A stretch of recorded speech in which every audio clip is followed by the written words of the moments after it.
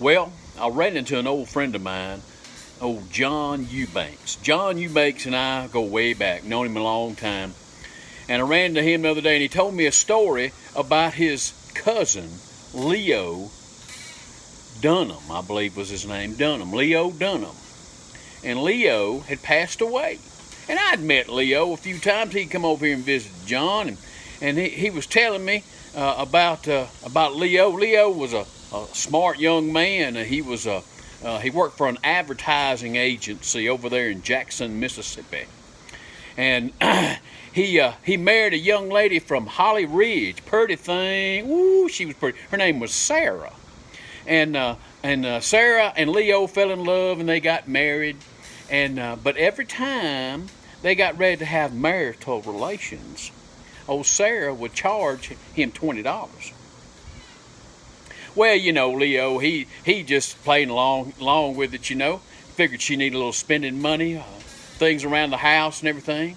So every time they got ready to consummate their marriage, to have marital relations, it was $20. Oh, he just thought that was cute. Well, this just went on for years and years, and they'd been married like for 35 years.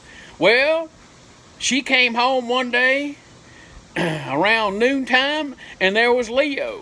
And Leo was drunk as a skunk.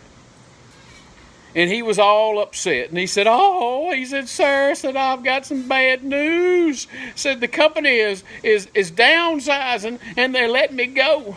And I'm 59 years old, and I just don't think I can get another job where we're accustomed to living that would pay this kind of money. And he was just distraught. And Sarah said, well, honey, don't you remember every time that we had marital relations, I would charge you $20? And Leo said, what? Yeah, how could I forget? He said, well, I've been depositing that money for 35 years. $20, $20, $20. And it had mounted up to $2 million in the bank. They were the largest depositor in that bank. She told him that we had holdings now of investments of over $3 million. And if he didn't hit another lick of the snake, then they would be all right. Well, Leo was just dumbfounded. He didn't know what to say, whether he was drunk or sober. And then all of a sudden, he responded, and he told her, he said, well, Sarah, if I had known that, said, I would have given you all my business. That's when Sarah shot him, and now he's dead. Dummy, keep your mouth shut.